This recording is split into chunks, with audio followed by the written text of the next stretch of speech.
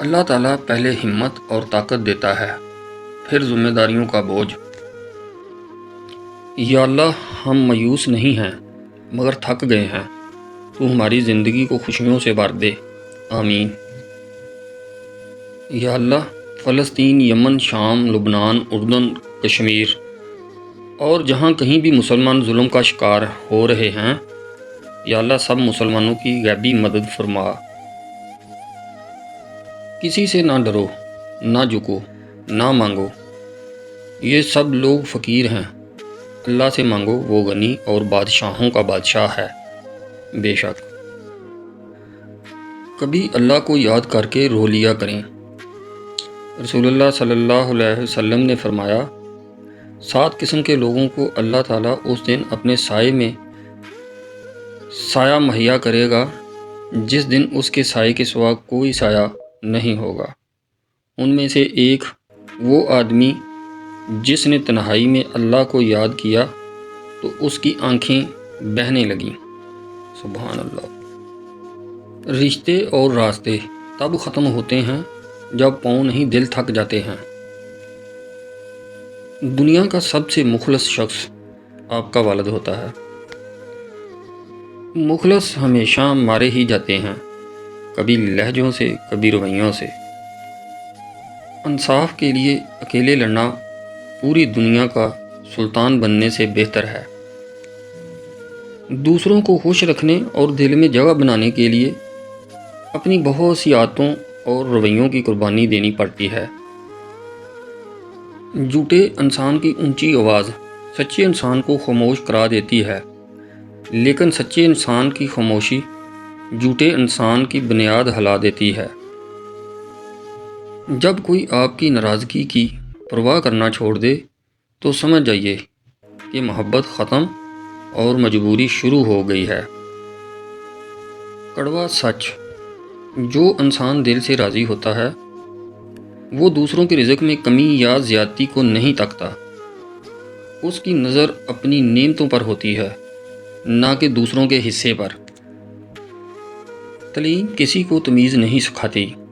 ہمارے ماں باپ، دادا ہم سے کم پڑھے لکھے تھے، لیکن ہم سے کہیں زیادہ اپنے ماں باپ کے فرمان بردار تھے۔ رشتے کم بنائیں مگر دل سے نبھائیں۔ اکثر لوگ بہتر کی تلاش میں بہترین کھو بیٹھتے ہیں۔ جب بات عزت نفس تک آن پہنچے، تعلق کو ٹھوکر مار دینی چاہیے۔ عزت کا دفاع ضروری ہے، تعلق اور بھی بن جایا کرتے ہیں۔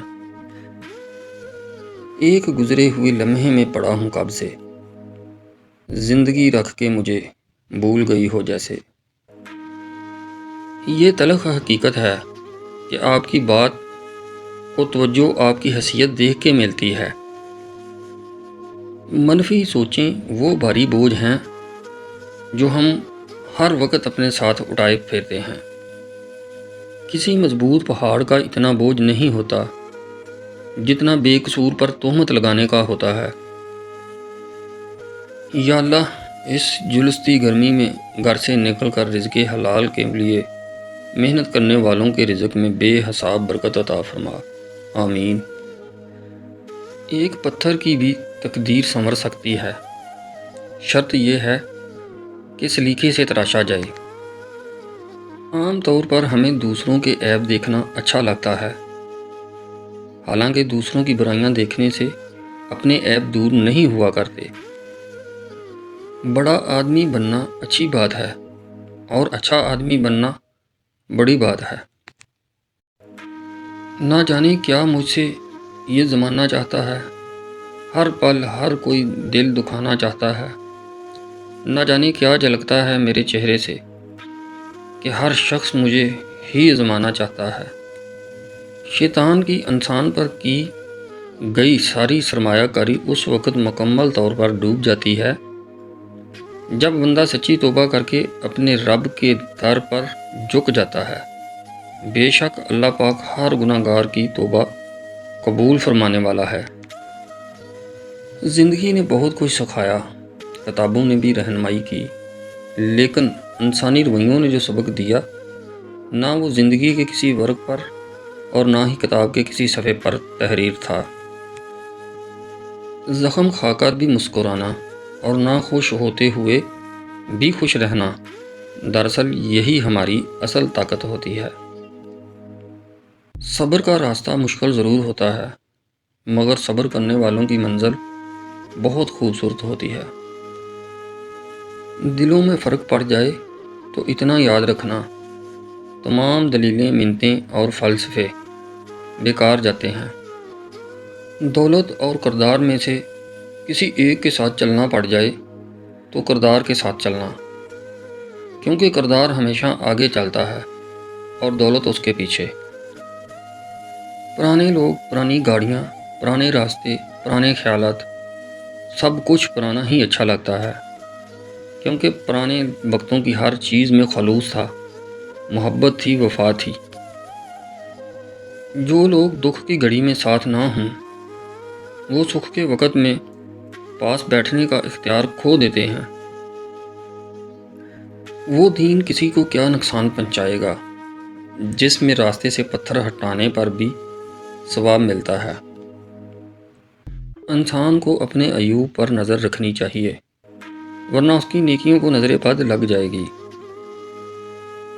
جب کوئی تم سے زیادتی کرے تو اس سے انتقام مت لو، بلکہ دور سے مشاہدہ کرتے رہو۔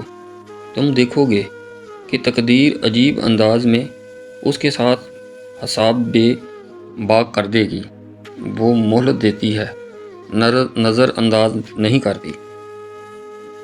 خدا کی راہ میں کوشش کرو اور کبھی پیچھے نہ ہٹو، کیونکہ خدا نے تم سے کوشش مانگی ہے، نتیجہ نہیں۔ ہر وہ رشتہ بے مثال ہو جاتا ہے جس میں محبت، الفت، یقین، اعتبار، سخاوت اور ہمدردی جیسے موتی شامل ہو جائیں۔ اگر زندگی عارضی ہے تو مشکلات بھی مستقل نہیں، بس تم اپنے رب کے شکر گزار رہو۔ زندگی میں کبھی ان لوگوں کو کھونے کی غلطی مت کرنا جن کی آنکھیں آپ کے لیے روئی ہوں، جن کے لب آپ کے لیے دعا گو رہے ہوں، جن کا دل آپ کے لیے تڑپتا ہو، کیونکہ ایسے نقصان کا کبھی بھی ازالہ ممکن نہیں۔ اگر حالات پر آپ کی مضبوط گرفت ہے تو زہر اگلنے والے بھی آپ کا کچھ نہیں بگاڑ سکتے۔ لوگ ہمیشہ اپنی مرضی کے مطابق سوچتے ہیں، اس لیے انہیں وضاحت دینے کا کوئی فائدہ نہیں۔ تعلیم کسی کو تمیز نہیں سکھاتی۔ ہمارے باپ دادا ہم سے کم پڑھے لکھے تھے، لیکن ہم سے کہیں زیادہ اپنے ماں باپ کے فرمان بردار تھے۔ یہ دنیا وہ ہے جس نے حضرت یوسف کو حقیر قیمت پر بیچا، حضرت ابراہیم علیہ السلام کو آگ میں پھینکا، حضرت موسیٰ علیہ السلام کو دربدر کیا، اور حضرت محمد رسول اللہ صلی اللہ علیہ وسلم کو طائف میں پتھر مارے۔ آپ کو کیا لگتا ہے یہ آپ کو کندھوں پر بٹھائے گی؟ نہیں، بالکل نہیں۔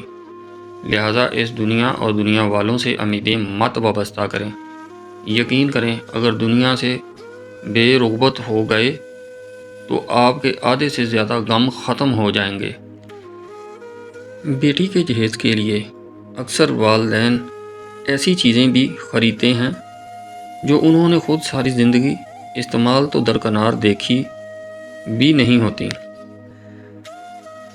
بیٹے جہاں پیدا ہوتے ہیں مرتے بھی وہیں ہیں، اپنے والدین کی قبروں کے پاس دفنائے جاتے ہیں، لیکن بیٹیاں جہاں پیدا ہوتی ہیں وہاں نہیں مرتی، وہ کہیں دوسرے گاؤں، دوسرے شہر دفنائی جاتی ہیں، اپنے والدین سے دور۔ پھر انہیں پرایا کیسے سمجھ لیتے ہیں لوگ؟ وہ تو سب کچھ چھوڑ کر تمہارے پاس مرنے آتی ہیں۔ بس یہ دعا کیا کریں، اللہ پاک ہر بیٹی کے اچھے نصیب فرمائے، آمین ثم آمین۔ اے سبب پیدا کرنے والے رب، کوئی خوبصورت سبب بنا کر میری ان تمام راہوں کو ہموار کر دے جن کے لیے میرا دل پریشان ہے، آمین ثم آمین۔ جب انسان حد سے زیادہ خوش اخلاق ہو جائے تو سمجھ لینا وہ اندر سے ریزہ ریزہ ہو چکا ہے۔